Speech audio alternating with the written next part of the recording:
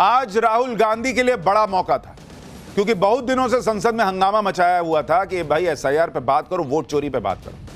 आज राहुल गांधी कुर्ता उड़ता पहन के आए थे, बहुत दिन बाद। वैसे टी शर्ट में आते थे आजकल, लेकिन आज एकदम कुर्ता उड़ता में आए तो लोगों को लगा कि कुछ होगा जबरदस्त।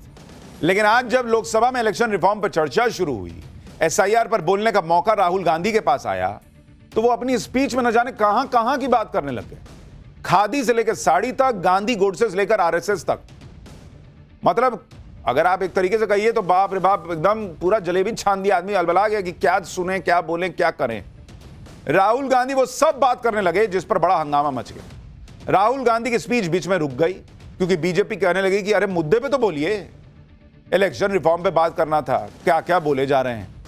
देखिए राहुल गांधी की स्पीच के दौरान लोकसभा में क्या बवाल मचा, फिर आगे की चीजें बताता हूं। The only thing that matters is the professor belongs.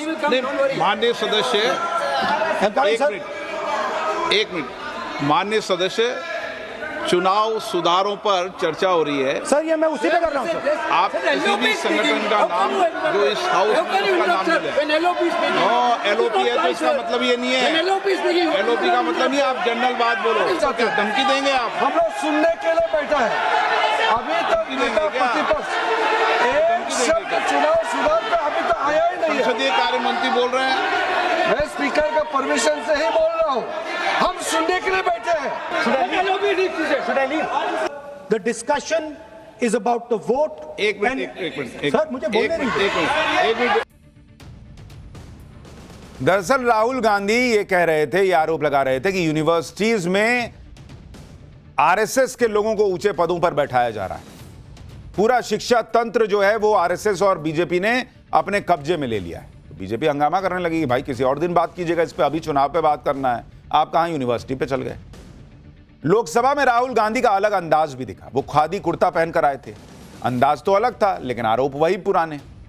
Rahul Gandhi फिर से उसी ब्राजीलियन मॉडल की बात करने लगे जिसे लेकर उन्होंने हरियाणा में वोट चोरी का आरोप लगाया था।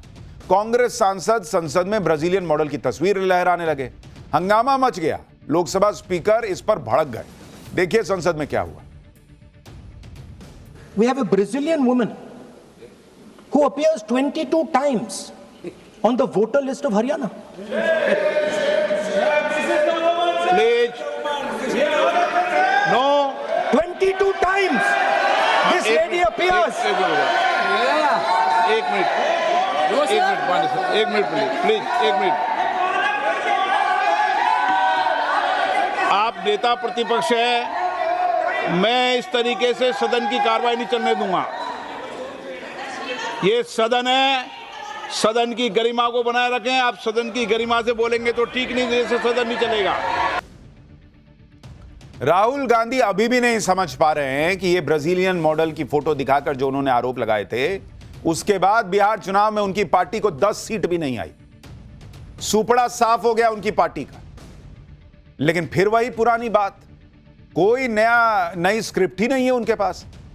हरियाणा के चुनाव में ब्राजील की महिला की फोटो का पिटा हुआ मुद्दा राहुल गांधी फिर संसद में लेकर आ गए, जबकि राहुल गांधी ने जो वोटर लिस्ट दिखाई थी उसमें से कई महिला वोटर्स ने खुद सामने आकर कहा था कि वोट मैं नहीं डाला भाई, मेरे नाम पे किसी और ने वोट नहीं डाला। फोटो की भी कोई दिक्कत नहीं थी। लेकिन जो आरोप राहुल गांधी ने बिहार चुनाव के दौरान लगाए, उन्हीं को आज फिर रिपीट मोड में डाल दिया। नहीं होता गाना डाल देते हैं, उसमें ऐसे गोला वाला बटन रहता है कि बजते रहो गाना। वैसे ही राहुल गांधी के आरोप जो है वो रिपीट मोड में चल रहा है। राहुल गांधी ने 3 सवाल उठाए और 4 मांग रखी। पहला सवाल, इलेक्शन कमिश्नर को चुनने वाले पैनल से सीजीआई को क्यों हटाया। दूसरा सवाल, पद पर रहते हुए चुनाव आयुक्त को सजा से इम्यूनिटी देने वाला फैसला क्यों। तीसरा सवाल, वोटिंग से जुड़े सीसीटीवी और बाकी डेटा को लेकर कानून क्यों बदला। 45 दिन बाद सीसीटीवी फुटेज नष्ट करने का नियम क्यों। इसी के साथ राहुल गांधी ने 3 बड़ी मांग भी रखी। पहली, चुनाव से कम 1 महीने पहले मशीन रीडेबल वोटर लिस्ट सार्वजनिक हो। सीसीटीवी फुटेज मिटाने वाला काला कानून तुरंत वापस लिया जाए। तीसरा, विपक्ष को ईवीएम तक पहुंच मिले और उसका आर्किटेक्चर सार्वजनिक किया जाए। इन सवालों और मांग को लेकर राहुल गांधी ने मोदी सरकार पर सवाल उठाए। अब राहुल गांधी से एक सवाल यह है, देखिए वो पहले कहते थे कि सीसीटीवी फुटेज चुनाव आयोग नहीं दे रहा।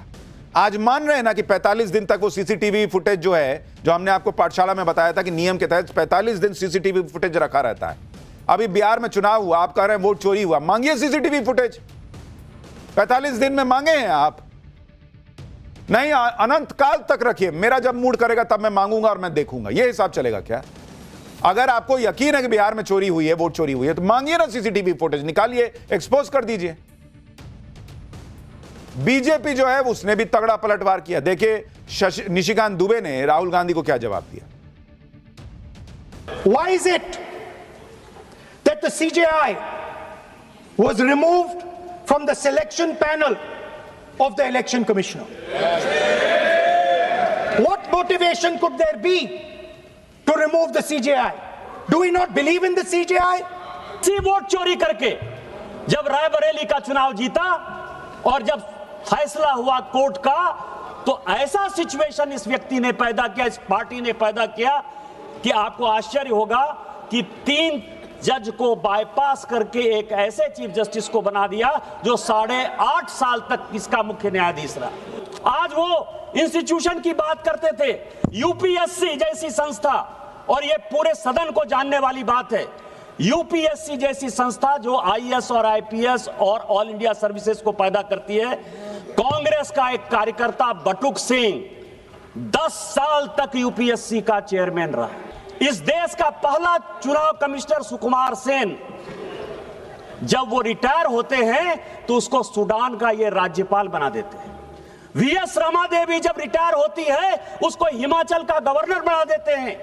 टीएन शेषन जब रिटायर होते हैं तो उसको अहमदाबाद में भारतीय जनता पार्टी के खिलाफ कैंडिडेट बना देते हैं। और एमएस गिल जब रिटायर होते हैं तो वो इस केंद्र के मंत्री 10 साल तक इसी सदन में रहते हैं। किस चुनाव आयोग की बात करते हो? किस ईमानदारी की बात करते हो? किस पारदर्शिता की बात करते हो? राहुल गांधी कह रहे हैं कि चीफ जस्टिस ऑफ इंडिया को मुख्य चुनाव आयोग चुनने वाले पैनल से क्यों हटा दिया गया। यही राहुल गांधी विदेश जाते हैं तो बताते हैं कि इस देश में तो न्यायपालिका बची ही नहीं है। आज उनको अचानक विश्वास हो गया सीजेआई पर। और इनके समय में या इससे पहले के समय में चुनाव आयुक्त कैसे चुने जाते थे? सरकार तय कर देती थी चुनाव आयुक्त कौन होगा। तब इतनी अगर ट्रांसपेरेंसी की जरूरत महसूस हो रही थी तो बनाते ना पैनल। राहुल गांधी अपने पुराने आरोपों पर आज भी अड़े रहे, नया कुछ नहीं लेकर आए। बिहार के चुनाव को भी वोट चोरी वाला चुनाव बता दिया। राहुल गांधी ने कह दिया कि वोट चोरी से बड़ा देश विरोधी काम कोई है ही नहीं, हो ही नहीं सकता। राहुल गांधी ने कैसे वोट चोरी को एंटी नेशनल एक्ट बताया है, सुनिए एक बार। And I'd like to conclude by saying that the biggest anti-national act you can do is vote chori. There is no bigger anti-national act that you can do than vote chori. Because when you destroy the vote, you destroy the fabric of this country. You destroy modern India. You destroy the idea of India. So I'd like to conclude by saying vote chori is an anti-national act, and those across the aisle are doing an anti-national act.